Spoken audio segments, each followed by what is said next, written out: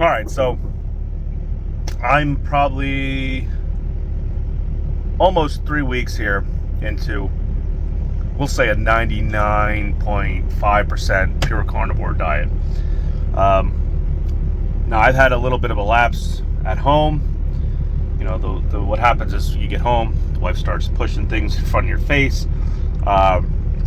She made some little brownie thing that I had a little bit of that she wanted me to try because she cooked it and made it and everything. I guess it was like wasn't a chocolate brownie, but it was brownie mix and with a cream cheese, well, like a pure sugar cream cheese frosting or whatnot.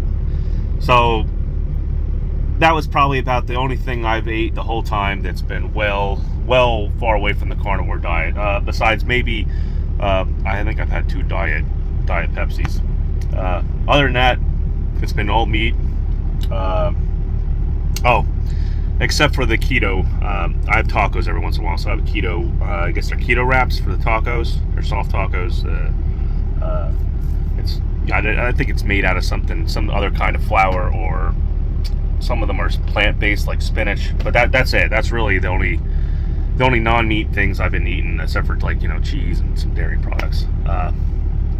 So it's, like I said, I'm going to say it's like a 99.5 to maybe a 98% carnivore diet.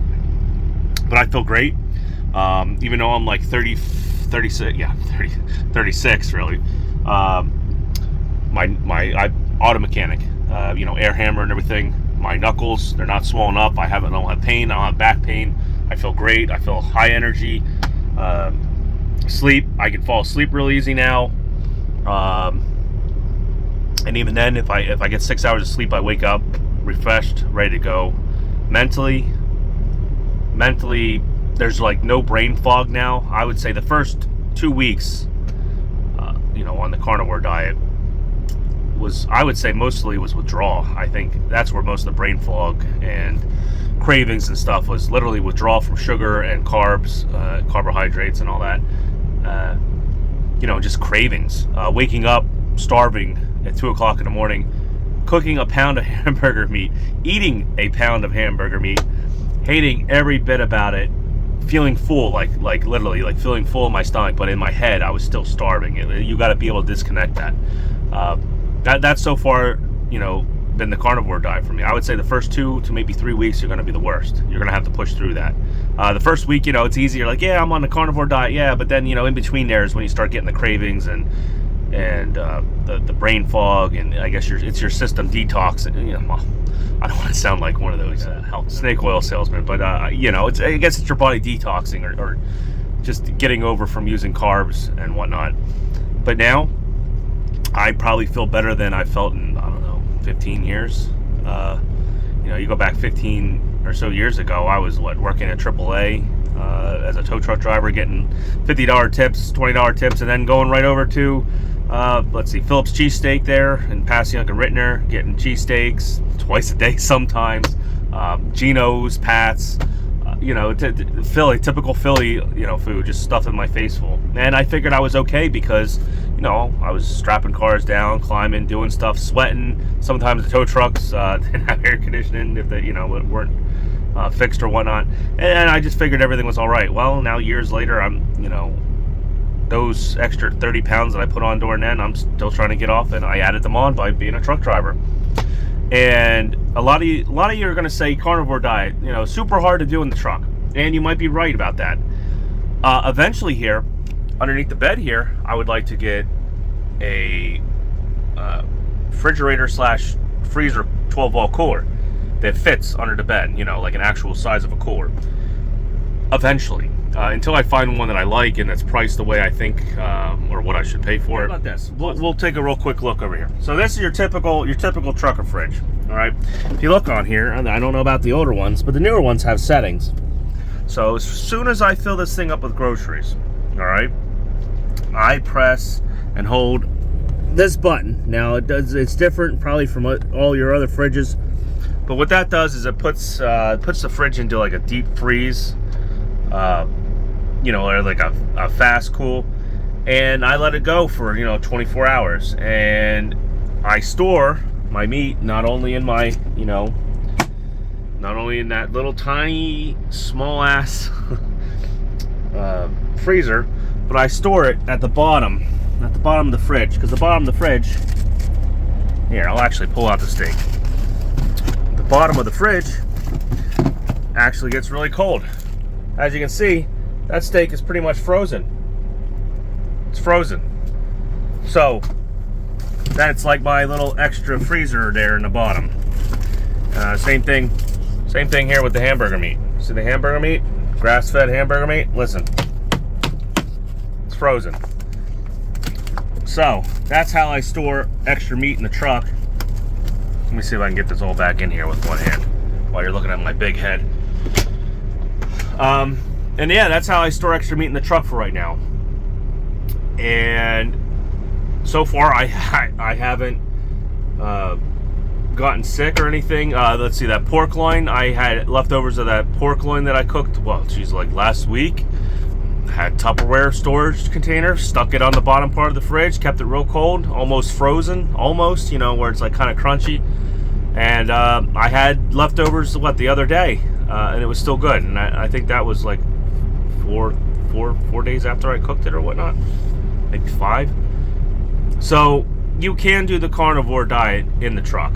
Like I said, it would probably help if I had a under the bunk freezer, which, like I said, I'm going to get there at that eventually. And, you know, it's not impossible. I know, you know, it might take some more time. You know, you probably got to have an air fryer, or a cooktop would probably be nice, with a cast iron skillet for steaks and stuff. But you can do it. And, you know, just imagine, wouldn't you rather have steak every night for dinner than like a smushed down shitty hamburger, or partially half-cooked, greasy-ass piece of chicken from Popeyes or something at a TA? I mean, you know, it was different back in the day. You could go in and go to the restaurant and get like a steak and green beans or asparagus or something. Oh, too, I got asparagus in there. I know I'm not supposed to really eat vegetables on the carnivore diet, but, you know, I'm used to having a side. But like I said, I'm like 98%, 99% on the carnivore diet. And yeah, so far I feel great. Like 3 weeks in, I feel great. Like I said, this is just quick little videos that are off the top of my head. Like I said, I'm not trying to sell anybody anything. I'm not trying to tell you that you need to do the carnivore diet. I'm just saying, give it a shot. If you can last at least 3 months to 3 months. If you can last at least 3 weeks to a month into it, and you know, you start noticing you feel better, a lot of more energy, just try it. Try it. The way I see it, it's any diet that's kind of goes natural, what you naturally would eat like 300-400 years ago. And I'm not talking about kings or queens and stuff, you know, how they had the bread first and all that stuff back then. I'm talking about just natural meat, some maybe a little bit of vegetables here and there. That's the way I feel. If you look at like the Aborigines, the Amazonio people and stuff right now, what do they mostly eat? Do you think they have giant gardens full of, you know, tons of vegetables and everything? No, they primarily eat meat. They go hunting for meat, and that's what they primarily eat. Sure, they have some roots, some vegetables and stuff, but I would say about 80% to 90% of their diet. Heck, the Eskimos used to live off like 100% whale blubber and these walrus and seal and stuff, and probably polar bear and whatnot. So, you know, we've only developed what we have for food in the last maybe 100 or so years. The human body has not been designed to eat like this, especially with the food literally is made to get you addicted. There's chemicals in it. They know how much salt, how much sugar and stuff. They know this. It's turned into a marketing, you know, business. It's turned into business. And the problem is, you know, you're overeating. You're only eating that stuff, and it's killing us. It's literally killing us and making us fat. We're exerting nowhere near, especially truck driving, nowhere exerting nearly as many calories as you should be during the day. You're not hunting. You're not doing any of that. So yeah, so that's my little breakdown of the carnivore diet. Like I said, I'm going to try to put in between editing videos, like little videos like this, just throw them together, junk-ish videos. You know, tips and tricks or explaining something I'm doing. Thanks for stopping by Jackknife TV. Please like and subscribe, and I'll catch you all later.